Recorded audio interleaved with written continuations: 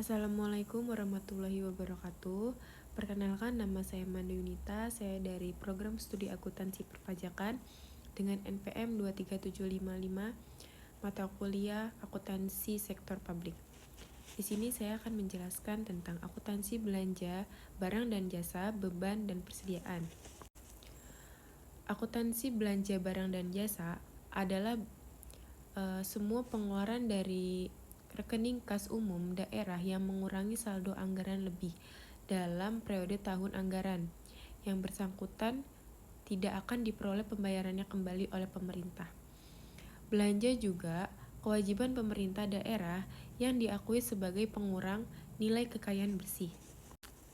Klasifikasi belanja itu dikelompokkan menjadi belanja operasi, belanja modal, dan belanja tak terduga. Untuk belanja operasi yaitu contohnya belanja pegawai, belanja barang, belanja bunga, subsidi, hibah, dan bantuan sosial. Selanjutnya, pengakuan dan pengukuran belanja barang dan jasa, yaitu belanja diakui pada saat terjadinya pengeluaran dari rekening kas umum daerah, pengeluaran melalui bendahara pengeluaran. Pengakuan belanjanya terjadi pada saat pertanggungjawaban atas pengeluaran yang disahkan oleh unit yang mempunyai fungsi perbendaharaan. Terus, koreksi atas penerimaan kembali belanja yang terjadi pada periode yang dicatat sebagai pengurang belanja. Apabila diterima pada periode berikutnya, koreksi belanja dicatat sebagai pendapatan lain-lain LRA.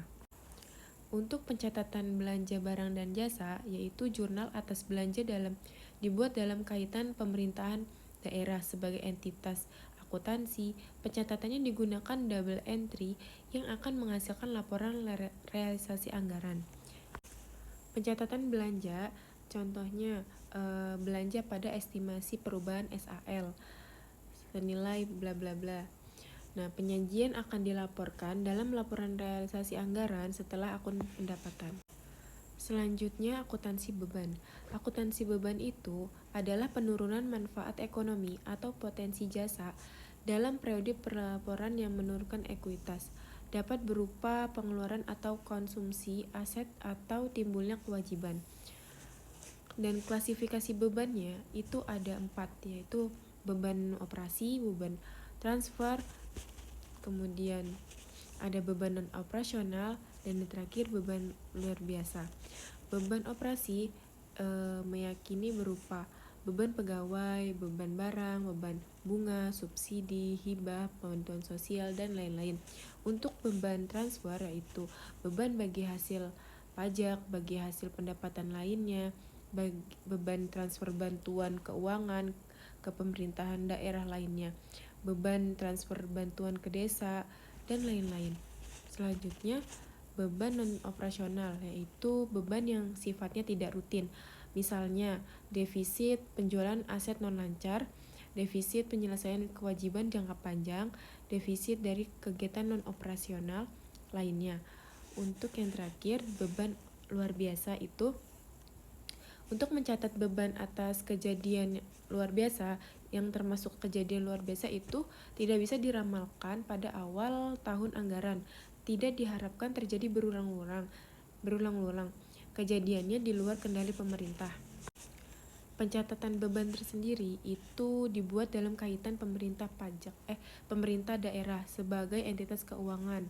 Untuk pencatatannya digunakan double entry yang akan menghasilkan LO dan neraca pemda. Contoh pencatatan jurnal untuk mencatat beban di buku jurnal finansial mekanisme pembayaran GU atau TU di SKPD, yaitu beban bla bla bla pada kas di bendahara pengeluaran pada RKPPKD. Dan untuk pencatatan jurnal untuk mencatat beban di buku jurnal finansial yang mekanismenya pembayaran LS di SKPD, yaitu beban pada RKPPKD. Penyajiannya, beban dilaporkan dalam laporan operasional atau LO. Selanjutnya, akuntansi persediaan.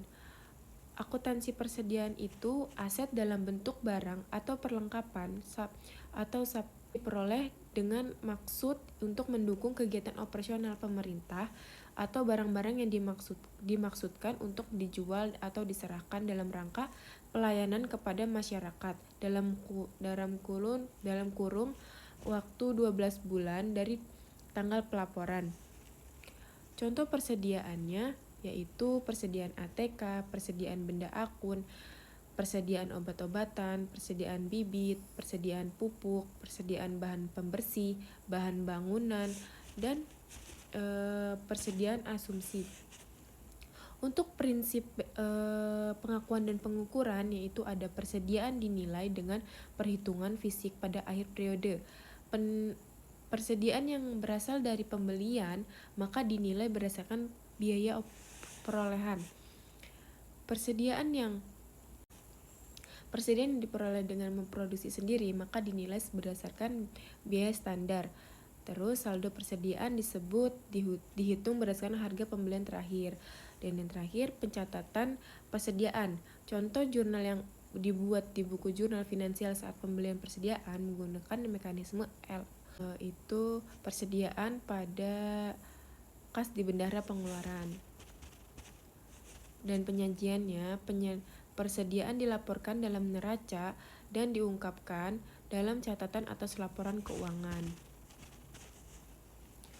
Contoh transaksi dibayarkan gaji bulan September 2022 Dinas Pendidikan Kabupaten Anyar Jaya sebesar 600 juta dengan mekanisme LS, yaitu untuk pembukaan SKPD yaitu jurnal LRA, belanja pegawai pada perubahan SAL 600 juta, untuk jurnal laporan operasional beban pegawai pada RKPPKD senilai 600 juta.